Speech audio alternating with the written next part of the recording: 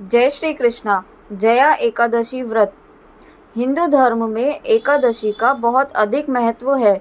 हर माह में 2 बार एकादशी पड़ती है, तो माघ माह में पड़ने वाली एकादशी को जया एकादशी के नाम से जाना जाता है।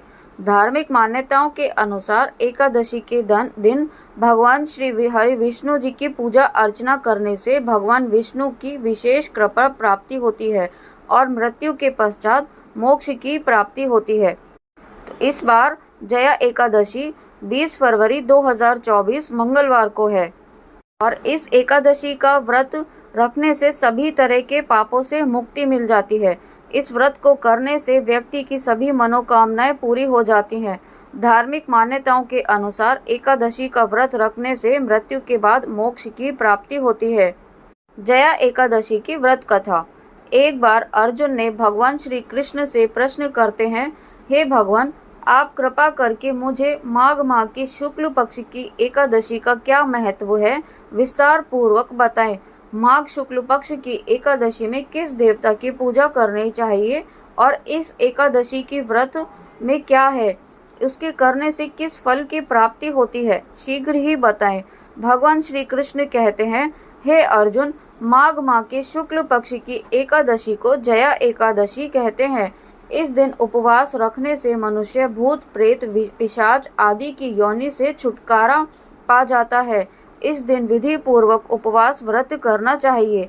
मैं अब तुमसे जया एकादशी व्रत की कथा कहता हूँ। एक समय की बात है, नंदन वन में उत्सव का आयोजन हो रहा था।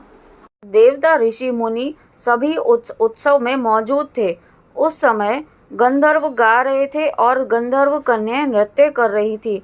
इन्हीं गंधर्वों में एक माल्यवान नाम का गंधर्व भी था, जो बहुत ही सुरीला गाता था। जितनी सुरीली उसकी आवाज थी, उतना ही रूपवान भी था। गंधर्व कन्याओं में एक पुष्यवती नामक नृत्यांगना भी थी। पुष्यवती नामक गंधर्व कन्या ने माल्यवान नामक गंधर्व को देखते ही उस पर आसक्त हो गई और अपने हाव भाव से उसे रिझाने का प्रयास करने लगी।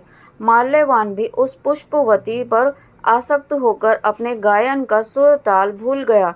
इससे संगीत की लय टूट गई और संगीत का सारा आनंद बिगड़ गया। सभा में उपस्थित सभी देवगणों को यह अच्छा नहीं लगा। माल्यवान के इस कृत्य से इंद्र भगवान नाराज होकर उन्हें श्राप देते हैं कि स्वर्ग से वंचित होकर मृत्यु लोक में पिशाचों सा जीवन भोगो, क्योंकि तुमने संगीत जैसी पवित्र साधना का तो अपमान किया ही है, साथ ही सभा में उपस्थित गुरुजनों का भी अपमान किया है। इंद्र भगवान के श्राप के प्रभाव से दोनों पृथ्वी पर हिमालय पर्वत के जंगल में पिशाची जीवन व्यतीत करने लगे। पिशाची जीवन बहुत ही कष्टदायक था। दोनों ने बहुत दुख देखे। एक बार माघ के शुक्ल पक्ष की जया एकादशी के दिन संयोगवश दोनों ने कुछ भी भोजन नहीं किया और ना ही कोई पाप कर्म किया। उस दिन मात्र फल फूल खाकर ही पूरा दिन व्यतीत किया। भूख से व्याकुल तथा ठंड के कारण बड़े ही दुख के साथ पीपल वृक्ष के नीचे दोनों ने एक दूसरे से सटकर बड़ी कठिनता पूर्वक पूरी रात काटी। पूरी रात अपने द्वारा किए गए कृत्य पर पश्चाताप भी करते रहे और भविष्य में इस प्रकार के भूल न करने का भी ठान लिया। सुबह होते ही दोनों की मृत्यु हो गई। अनजाने में ही सही, उन्होंने एकादशी का उपवास किया था। भगवान के नाम का जागरण भी हो चुका था। परिणाम स्वरूप प्रभु की कृपा से इनकी पिशाच योनि से मुक्ति हो गई और पुनः अपनी अत्यंत सुंदर अप्सरा और गंधर्व की देह धारण करके तथा सुंदर वस्त्र और आभूषणों से अलंकृत होकर दोनों स्वर्गलोक को चले गए। देवराज इंद्र उन्हें स्वर्ग में देखकर आश्चर्यचकित हुए और पूछा कि वे श्राप से कैसे मुक्त हुए। तब उन्होंने बताया कि भगवान श्री हरि विष्णु की उन पर कृपा हुई। हमसे अनजाने में माघ शुक्ल एकादशी यानी जया एकादशी का उपवास हो गया, जिसके प्रताप से भगवान श्री हरि विष्णु ने हमें पिशाच जीवन से मुक्त किया।